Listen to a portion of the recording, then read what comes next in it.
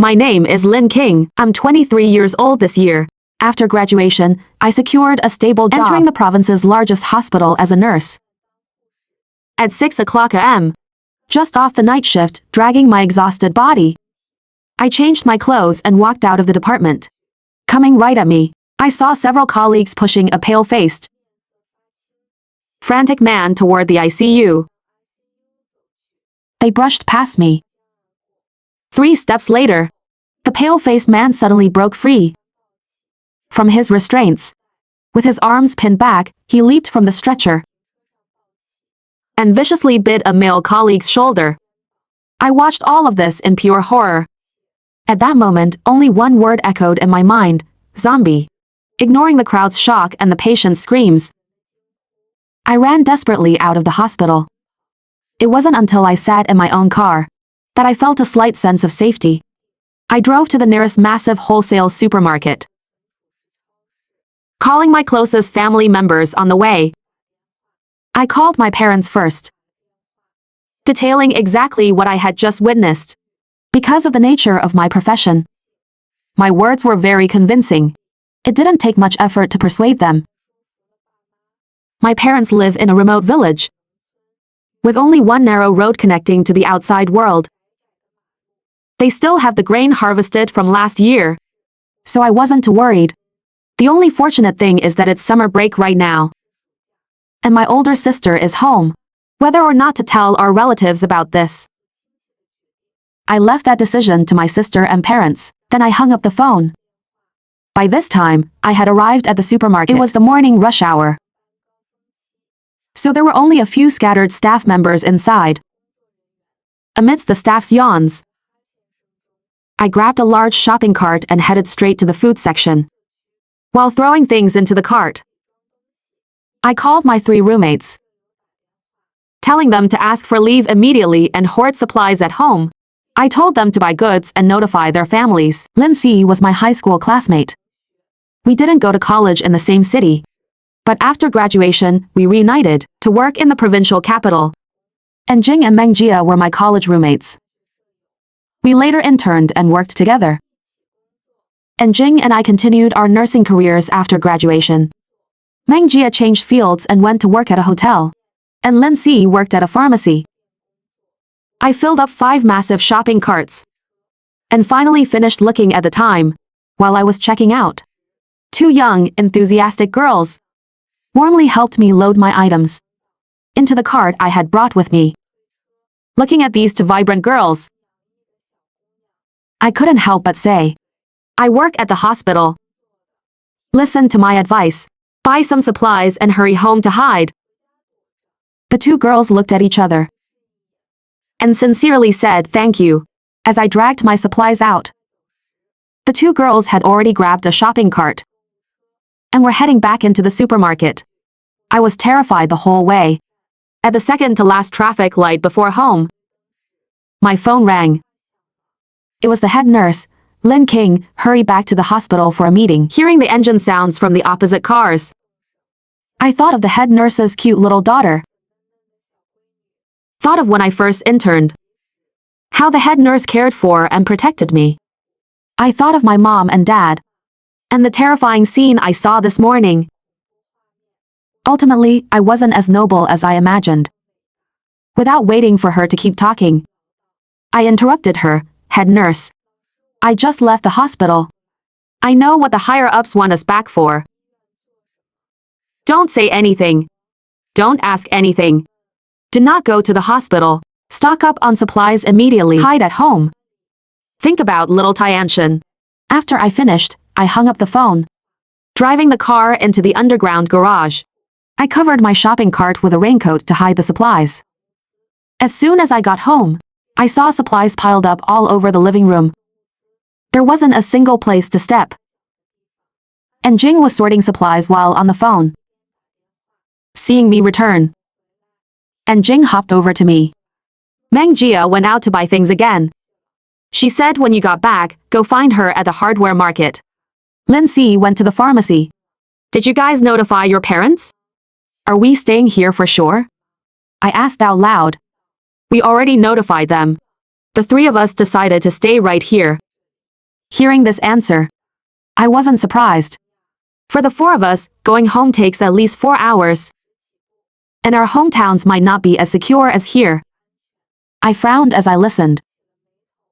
Didn't I tell Lindsay to ask for leave and not go to work? She didn't. Meng Jia told her to go to the pharmacy to buy medicine.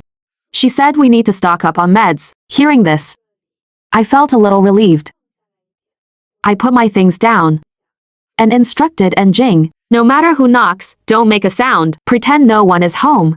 You stay home, keep buying things online, and sort the supplies. I immediately ran downstairs, driving towards Lindsay's pharmacy, and called her to tell her to wait for me. As soon as I arrived at the pharmacy, I saw Lindsay, holding her phone, waiting at the door. Seeing me pull up, she immediately walked over with 5 large bags of medicine. I told her to put the medicine in the back seat. Lindsay got in the car, looking restless, with hesitation in her eyes, constantly asking if this was real. Looking at Lindsay's expression, I comforted her. Lindsay, I wouldn't lie to you. I saw it with my own eyes. Things are exactly as I said. It's genuinely dangerous.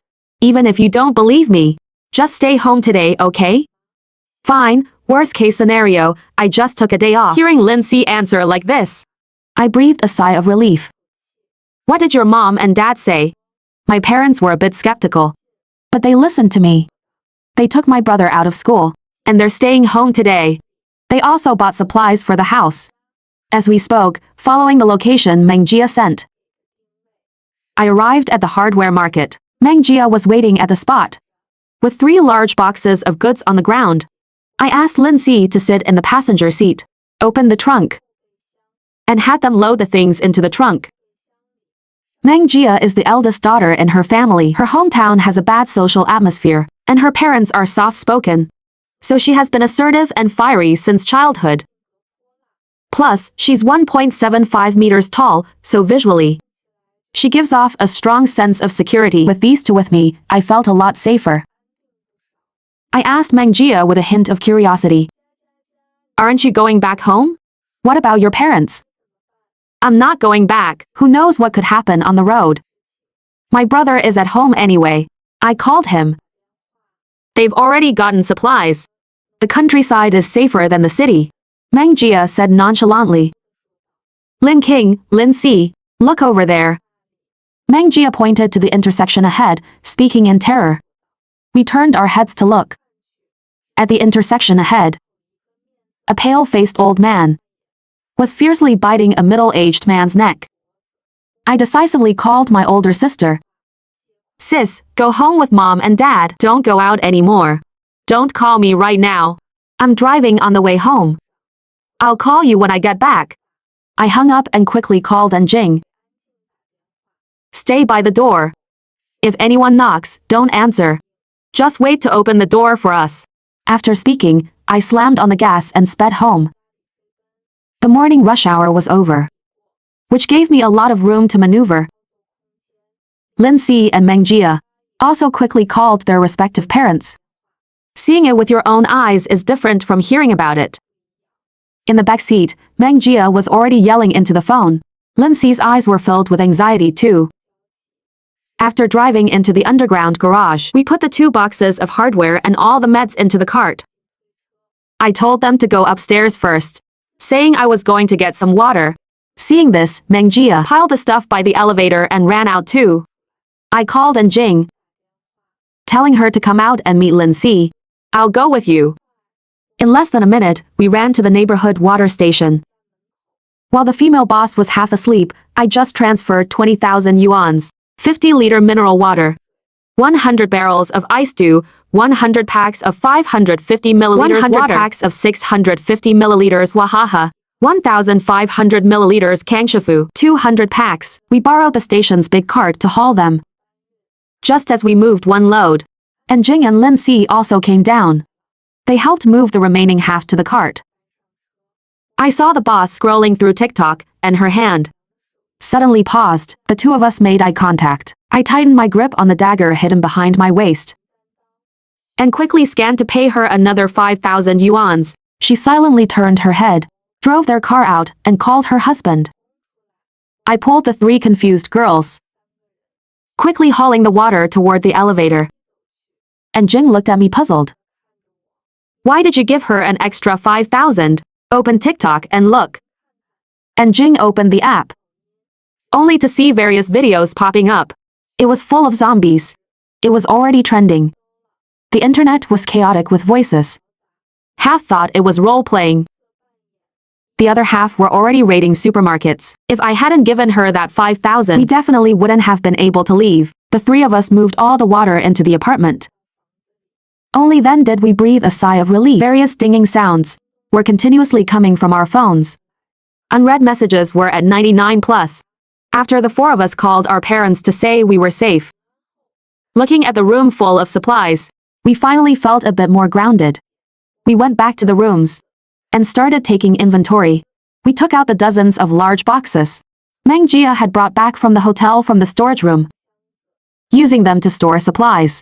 I already had a hoarding habit myself, and our jobs had special circumstances.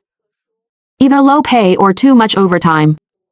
We usually lived on instant food, plus the rice, flour, and oil given as holiday bonuses.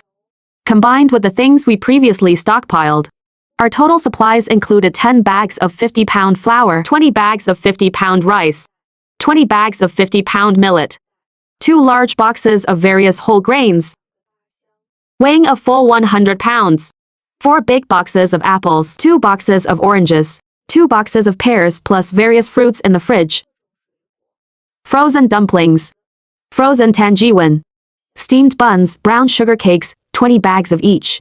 In the chest freezer, there were sausages I brought from home over the New Year. In the large refrigerator, there were various meats we had bought for a BBQ just last night. 2 large refrigerators and 1 large chest freezer were now completely packed with all kinds of meat. Enough to last us a long time if we ration. We had 5 big boxes of bread and instant food, 2 boxes of oats, 2 boxes of meal replacement powder, 4 boxes of nuts, 5 big boxes of various sausages, 10 large boxes of snacks, and 5 large boxes of dried fruits and vegetables. Also, 5 boxes dedicated to high-calorie candies, 1 large box of brown sugar ginger tea, 2 large boxes of high-calorie chocolate, 3 large boxes of canned fruit, 3 large boxes of canned luncheon meat, 1 large box of canned seafood, 5 large boxes of canned fish. We had 500 self-heating hot pots in total, and 5 large boxes of self-heating rice, 500 in total. Various instant noodles, luosafen, rice noodles, thick potato noodles, 6 boxes in total, 800 bags. At this moment, I was incredibly grateful to my idol. Back then, to boost his sales, I spent all my savings. Now, it had become a life-saving charm. I even found 2 boxes of perfume I bought for those sales. Right now, I deeply regretted why I bought perfume instead of food. Also, the military-grade compressed biscuits I bought impulsively when I read doomsday novels. 4 large boxes, a full 1,000 packs. 5 large boxes of whole milk powder. 1 large box of solid alcohol blocks. As for daily necessities, we always stockpile a huge batch at the start of every year. Girl essentials, 5 big boxes of heating pads, 5 big boxes of sanitary pads, 5 big boxes of wet wipes, 20 boxes of toilet paper, 2 large boxes of laundry detergent between the water we already had stored, plus what Jing bought in the morning, and what I had just bought. We had a total of 50-50-liter mineral waters, 150 barrels of ice stew, 300 packs of wahaha, 300 packs of kangshifu, also 10 boxes of pure milk, 10 boxes of yogurt, 10 boxes of beverages, 5 boxes of coconut juice, 5 boxes of beer, and 1 box of baijiu. As for medicines, we weren't worried. Lin Si works at a pharmacy. Whenever there were promotions, we'd ask her to help buy some. Seeing the 2 large boxes of vitamins and meds I bought just to help Lin Si meet her sales quota, they shed tears of gratitude. At this moment, as they watched me drag out the compressed biscuits from under my bed, their jaws dropped. Just eating these compressed biscuits would be enough to keep us alive for 3 months, right? If we ration, surviving for over a year won't be a problem. Meng Jia muttered. But we still lack vegetables. I shattered Meng Jia's illusion. Meng Jia glanced at me, went back to her room, and actually brought out a box of vegetable seeds. Carrots, tomatoes, Napa cabbage, and more. Why do you have vegetable seeds? 3 surprised faces looked at Meng Jia. Well, I felt the supermarket veggies weren't fresh, and the farmer's market was too far. I planned to grow some to eat. But I was afraid you guys would mind, so I never ended up planting them. They've just been sitting there, Meng Jia said with a bit of helplessness. The 3 of us shook our heads in unison. Speaking together, we absolutely do not mind.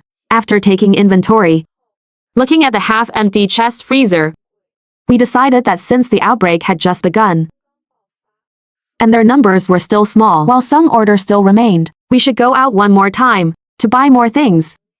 We finally decided that Jing and Lin Si would guard the house, while Meng Jia and I would go to the supermarket fully armed, and Jing and Lin Si wanted to argue their case. But I cut them off directly.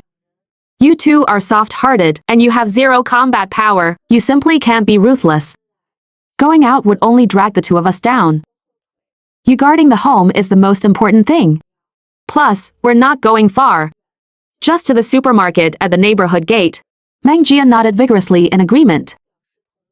Not wanting to bring to burdens, Lin Si and Jing looked at each other, sighed, and helplessly agreed to stay. Meng Jia and I first put on 2 layers of thermal underwear. With Lin Si and Jing's help, we tightly wrapped transparent tape around ourselves from head to toe. We wrapped a full 10 layers, making it thick and sturdy.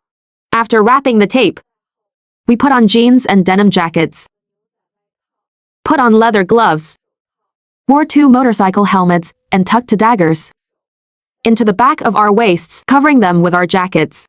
Then we brought 2 fire axes. Because it was a workday, there were only a few scattered zombies on the streets. They posed no real threat. I floored the gas and drove Meng Jia to the electronics market. We'll split up to search.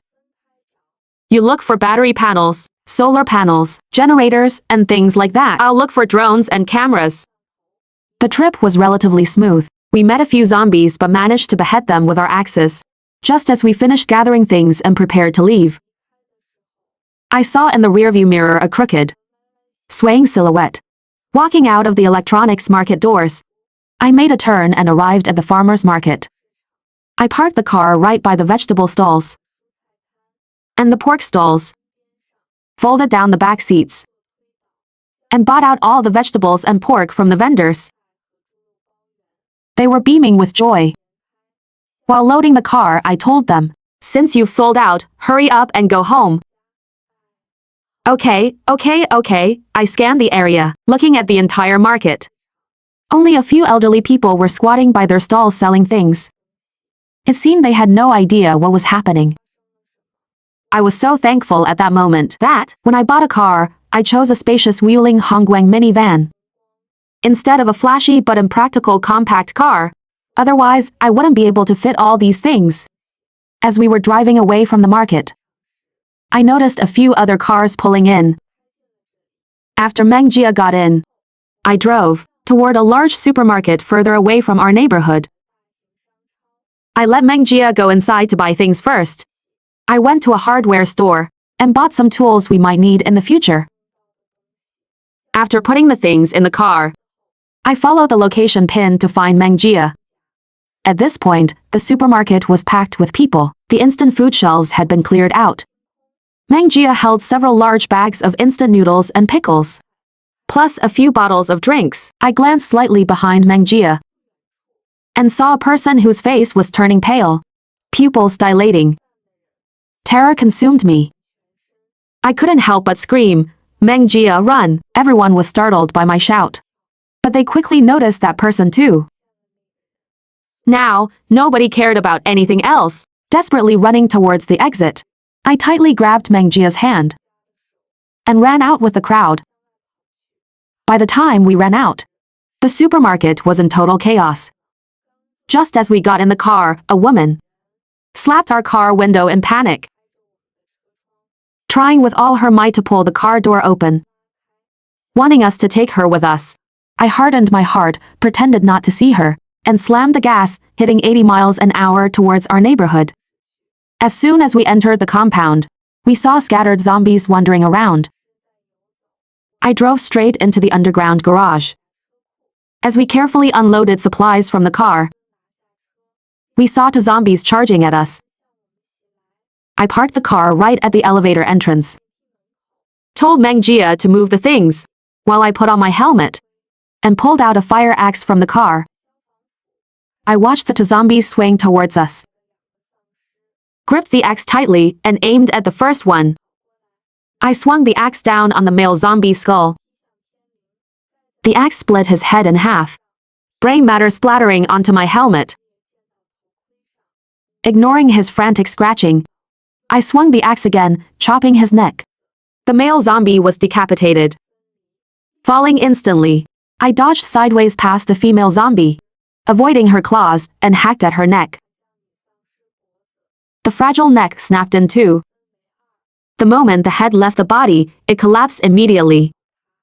At this moment, my 5 years of physical training paid off. A few swings not only killed the two zombies, but also intimidated a few people hiding in their cars, who had gotten greedy and wanted to rob our supplies. They looked greedy, but ultimately didn't dare to get out.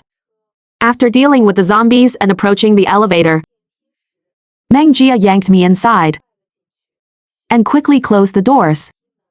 Only then did our hearts settle when we returned to the apartment, and Jing just burst into tears. "You scared me to death. Shortly after you left, zombies appeared in the neighborhood.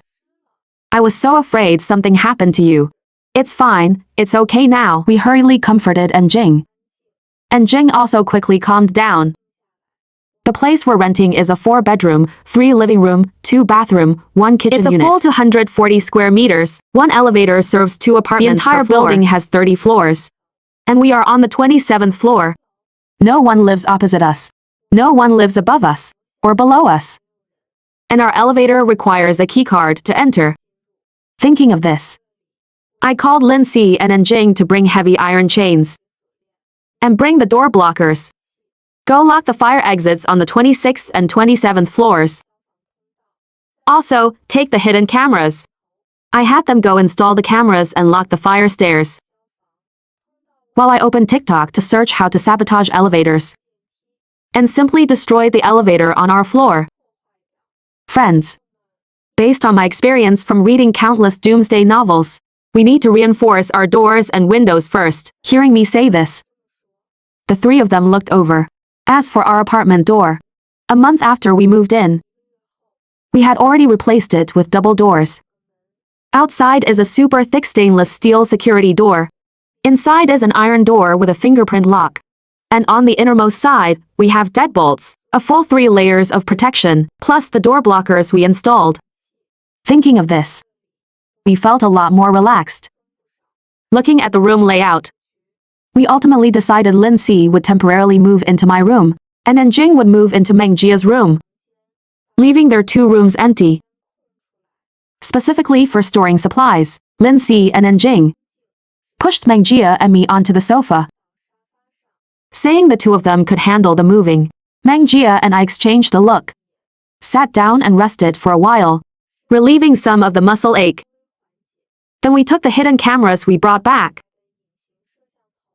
and installed them by the front door. Then we looked up tutorials to set up the 3 solar panels and generator we brought, connecting them to the appliances in the house.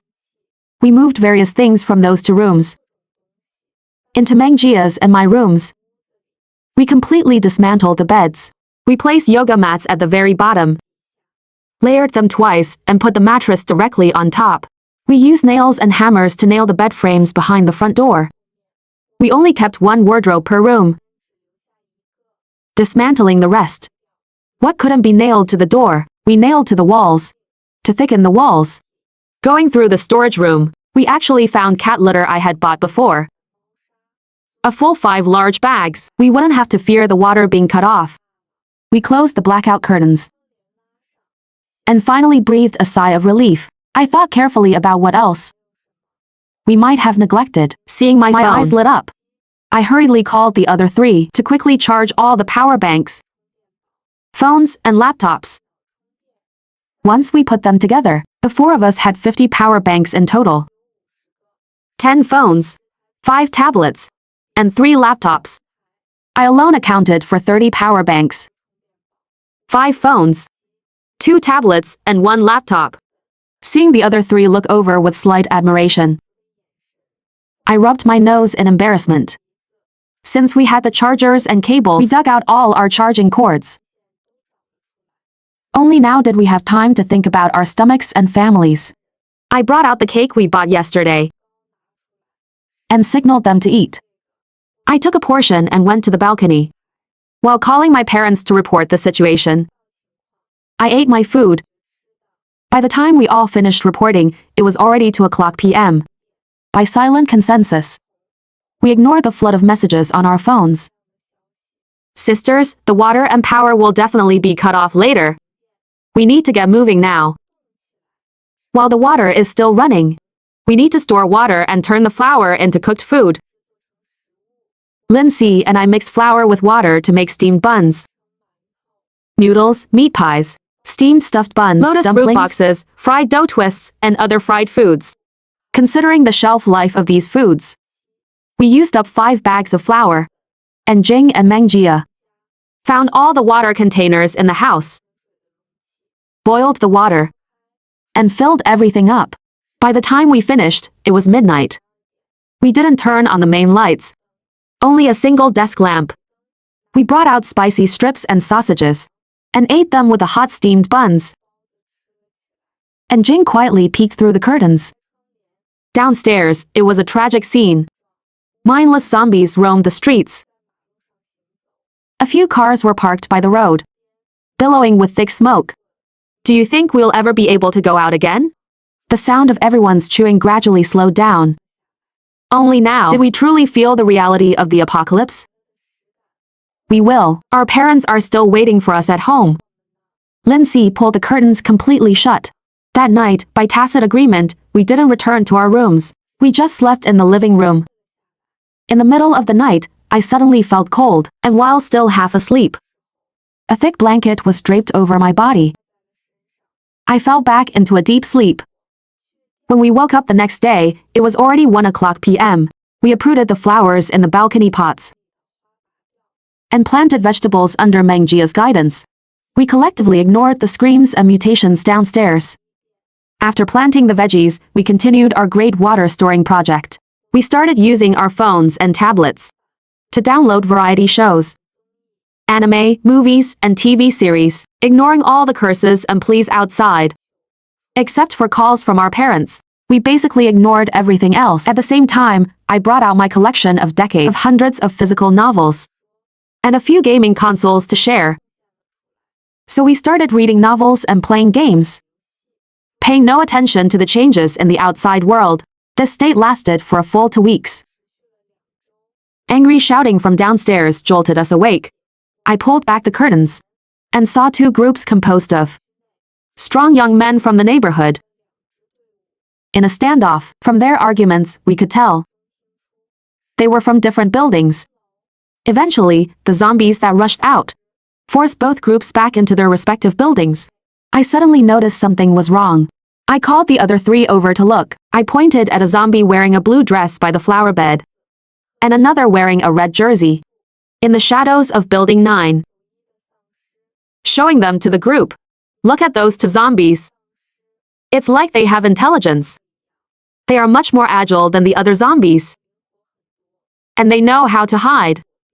As we spoke, the male and female zombies used various covers to sneak behind one of the groups, grabbed the person at the back of the line, and took a vicious bite. The zombie in the red jersey also started running. His speed was significantly faster than normal zombies. Our pupils dilated in shock. Zombies could evolve. Alarm bells rang in our heads. How do you think zombies detect humans? Mengjia asked softly. Smell and sound. Those 2 definitely make sense. These rules appear in all zombie novels. For good reason. Then let's spray alcohol and perfume on the doors to mask our scent. Alright, we gathered all the perfumes, floral water, and anything with a scent. Planning to spray a little every day, the four of us split into two groups. 2 people on the night shift and 2 people on the day shift. We decided Jing and I would take the night shifts first, while Lindsay and Mengjia would take the day shift. We would rotate every 3 days, 1 month after the outbreak during one night. I turned on the coffee machine and brewed myself a cup of coffee. And Jing, who took the first half of the night, had already gone to rest. Holding the coffee, I took out some pen and paper. Looking down at the zombies standing blankly downstairs, I couldn't help but think of my parents and sister back in the village. My heart ached uncontrollably. Would I ever live to see them again? The door of Building 6 suddenly opened. I grabbed the binoculars to look over. A little boy poked his head out. Barely 2 steps out, he was bitten by a zombie at the door. Ah, Mom, Dad, save me! The little boy's cries pierced the night sky. The surrounding zombies seemed to find a target, all rushing towards Building 6. Agonized wails and shrill screams echoed from Building 6. At this time, seeing most of the zombies entering Building 6, other buildings secretly took the chance to run out of the neighborhood through their entrances. Seeing this scene, my whole body couldn't stop trembling. Looking through the window at the tragedy of Building 6, I couldn't help but run to the bathroom and threw up. Dozens of people jumped from windows, severed limbs, blood flowing everywhere. Building 6 was slaughtered. The other 3 were woken up by me. Seeing the gruesome state of Building 6, they were terrified. Lindsay brought me clean water to rinse my mouth. Since the apocalypse began, the composure I faked collapsed in an instant. Tonight's tragedy completely crushed me. All the panic, unease, and terror rushed over me at once. I got a fever. My body felt freezing. The whole world was a blur, and I could only feel warm water and bitter medicine being fed to me. When I finally woke up clear-headed again, it was already a week later. The running water had stopped, the power was out, and the temperature dropped drastically at an abnormal rate. The blankets on me were replaced by the thick cotton quilts sent from home. The potted vegetables on the balcony had also been brought inside, covered tightly with thick blankets and plastic sheets for makeshift insulation. They had also moved their sleeping spots from the rooms to the living room, huddling together for warmth. I leaned against the backrest holding a cup of hot water. My fever had gone down, but my body was still a bit exhausted. Thump, thump, thump. What's that sound? I asked with a bit of fear. Zombies, and Jing answered softly. It turned out it was Grandma Zhou from the 25th floor. The day she went down for morning exercise, she got bitten, but didn't mutate on the spot. She returned home and only mutated the next day, biting her son, daughter-in-law, and little grandson, the family of 3. Because the door blocked them, they just kept wandering inside the apartment and didn't come out. The day I had my fever, people in the neighborhood ran out of food and ammunition. And stimulated by the slaughter of Building 6, they couldn't sit still anymore. The property management led people door to door to rob food. When they got to Grandma Zhou's house, they didn't expect there to be zombies inside. Out of 50 people, over 40 died. So right now, there are over 40 zombies downstairs. Lindsay nodded, looking worried. We suspect the elderly have slower metabolisms, so Grandma Zhou mutated slower. These days we haven't dared to make loud noises, and our meals are as simple as possible. It's fine, having zombies downstairs is better than humans, I said. In the apocalypse, human hearts are the most terrifying. Our supplies are enough to last until national rescue arrives, so it's not a big problem. No matter how strong zombies are, they are just physical threats. Trust in our country's firepower. The zombies banged for a while, then walked away. We also gradually got used to the zombies occasionally coming upstairs. We seemingly became an isolated island in this world. Even I, who was used to staying home, would occasionally feel helpless and lost. The joyful part was that the vegetables we planted sprouted and grew. Just as I picked up a novel again, it was snatched away. I looked up, staring at Mangjia in confusion. We can't keep going on like this. We'll waste away. We must start exercising. A healthy body is our biggest asset in the apocalypse. Mangjia said seriously. I nodded in agreement. And Jing and Lin Si also agreed. So we started working out silently. Planks, shadowboxing, air cycling, horse stance, and other exercises. Of course, the intensity varied. Mangjia and I had a higher workout volume, while Lin Si and Anjing, these two weaklings, could only hold a horse stance and pedal air bikes. We thought life would remain this calm until national rescue arrived, but life is always full of all kinds of accidents, especially in the apocalypse. Help, help! Save me! We immediately looked at the camera monitor where the sound came from. It was Grandma Zhou's grandson, Ling Yun. Ling Yun swayed unsteadily, visibly different from the other zombies. He turned his head, like he was sniffing something, and stumbled his way downstairs. Ah, help! A scream came from the monitor and outside the building. We could tell it was the girl on the 20th floor who ran an e-commerce business. I didn't expect her to still be alive. I could feel Lindsay's body trembling. I wasn't doing much better either. Cold sweat dripping down my forehead. The four of us saw the deep worry in each other's eyes. If zombies had evolved to this level, is there still room for humanity to survive? Who would truly be considered the monsters next? Thinking of this, I ran to the floor-to-ceiling window, crawled down, pulled open a tiny slit, and looked down. 2 zombies walked out of Building 6. It was the female zombie in the blue dress we saw before. Compared to the zombies wandering aimlessly on the streets, her joints were much more flexible.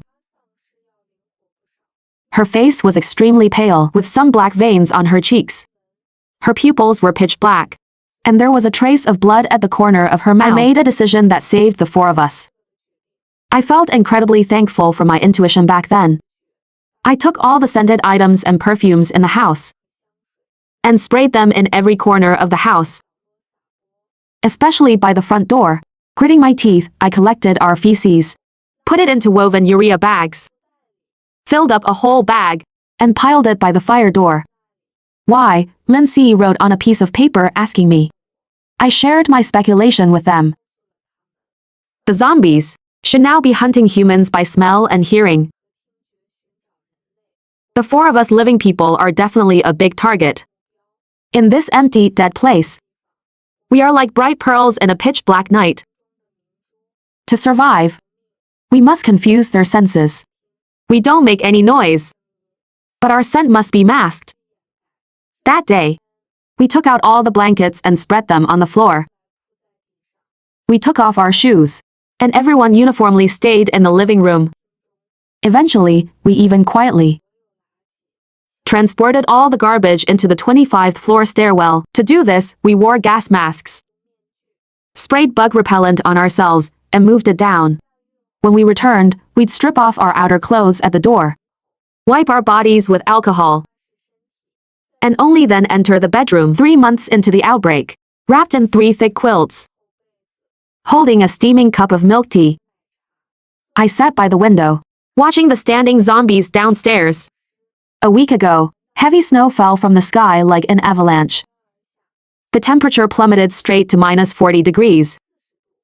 The zombies became completely immobilized. Even the evolved zombies we discovered gradually slowed down until they became entirely stiff. Bang! Gunshots pierced the silent night sky, declaring that human life had not ceased. Military green vehicles drove into the neighborhood. The flashes of gunpowder lit up the night sky, reflecting in my eyes. I don't know when, but tears had covered my face. A hand grasped mine, and I just felt my heart burn with warmth. Then a body hugged me tight. Then a second, a third. We held each other tightly. Crying silently, we dug out the dusty drone, wrote our address on it, and flew it over to hover in front of the soldiers by the green trucks. We got fully dressed, put on thick down jackets, wore our helmets, and holding a fire axe each, we walked to the door. We moved all the plastic bags from our door back inside. The four of us stood quietly behind the door, waiting. A moment later, a knock sounded. The National Army's 37th Rescue Unit has arrived. Comrades, you are safe now. A clear voice came from behind the door. We looked at each other. Two of us gripped axes, ready for anything, while the other to push the door open. What entered our eyes was a striking military green. We finally let down our guard. Because we hadn't spoken for so long, we didn't know how to open our mouths or communicate. We simply took out pen and paper to write what we wanted to say. With the soldiers' help, we loaded our remaining supplies into the trucks. We followed the rescue team into the survivor base. The base claimed half of our supplies and left the remaining half to us. The four of us were arranged into the same room, and Jing and I joined the medical second line. The place we were located was the provincial capital, which was prioritized for rescue. Half of our country had not yet been liberated. I saw the rescue teams heading to my hometown. I applied to join the front line, to follow the army deep inland. When I saw my parents again, I hugged them tightly. We were all filled with hot tears. Mom, Dad, sis, I'm back. You're alive, it's good that you're alive. My parents' voices trembled, constantly stroking my hands.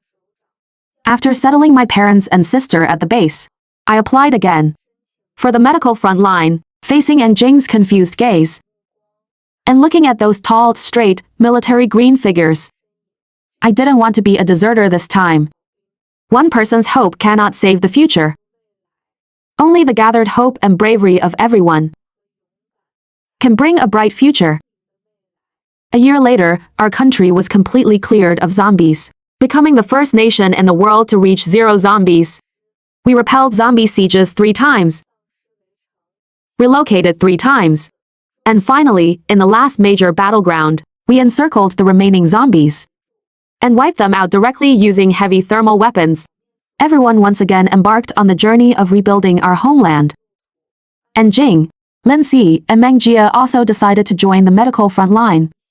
We headed to different battlefields once again. The darkness has passed, and a bright path lies in the future. As for me, I once again departed with the army, heading to another country, continuing my duty. End of story.